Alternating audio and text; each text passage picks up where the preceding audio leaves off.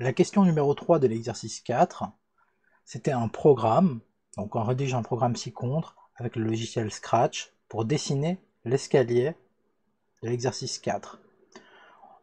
1 cm dans la réalité est représenté par un pas dans le programme. On demande de recopier les lignes 5, 6, 7 et 9 sur la copie en les complétant. Et premièrement, on avait trouvé qu'il y avait 16 marches. Justement, le but de ce programme va être de dessiner les marches. On peut remarquer qu'ici, ce bloc-là va être répété. Et combien de fois va-t-il être répété? On peut supposer que le bloc bleu va dessiner les marches une à une. Donc, il va être répété 16 fois.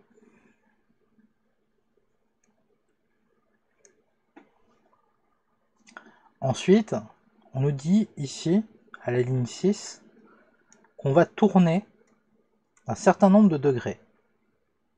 Analysons ce qu'il y a au début. Bon, quand le drapeau est cliqué, vous savez que c'est pour faire démarrer le programme.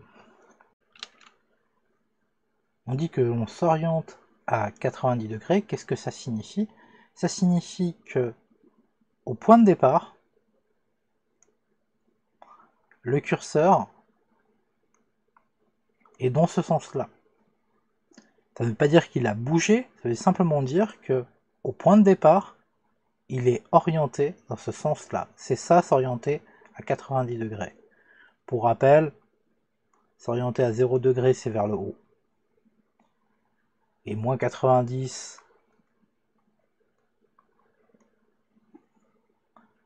c'est dans ce sens-là. S'orienter à 180 degrés, c'est s'orienter vers le bas.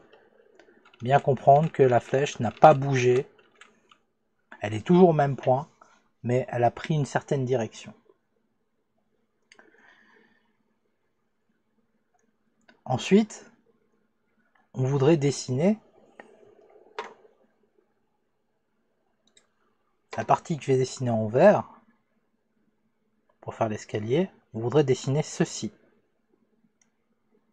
Et pour dessiner ceci, il va falloir tourner. Et tourner de combien? Tourner de 90 degrés dans le sens inverse des aiguilles d'une montre. C'est déjà posé dans l'énoncé. À ce moment-là, on est encore au point de départ, mais l'orientation a changé car on a tourné de 90 degrés. Or, qu'est-ce qui a été dit dans l'énoncé? C'est que la hauteur d'une marche est de 17 cm. Et en plus, il est dit que un pas correspond à 1 cm. Il aurait pu y avoir des conversions à faire. Par conséquent, avancer de 17 pas permet de monter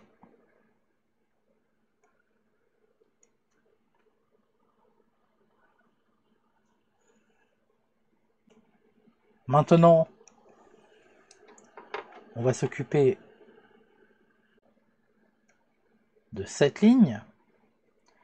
Donc je rappelle qu'on est à ce moment-là, à cet endroit-là. Donc je le signale avec un petit point violet. Et cette fois-ci, on tourne dans le sens des aiguilles d'une montre de 90 degrés. Par conséquent, l'orientation est redevenue à la normale, c'est-à-dire orientée à 90 degrés. Il ne reste plus qu'à se poser la question, comment fait-on pour arriver ici?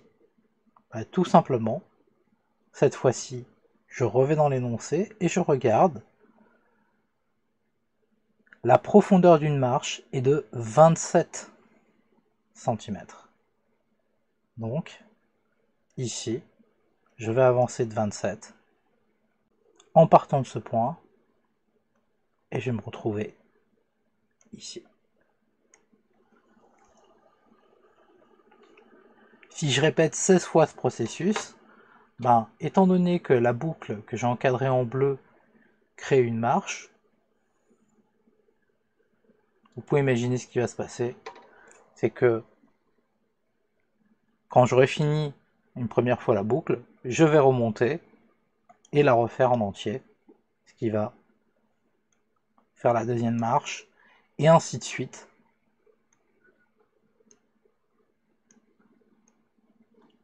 Sur les 16 marches.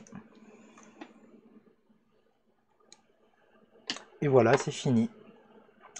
Donc les réponses sont répétées 16 fois, tourner dans le sens inverse des aiguilles de montre de 90 degrés, avancer de 17 pas, tourner de 90 degrés dans le sens des aiguilles de montre, et ensuite avancer de 27 pas.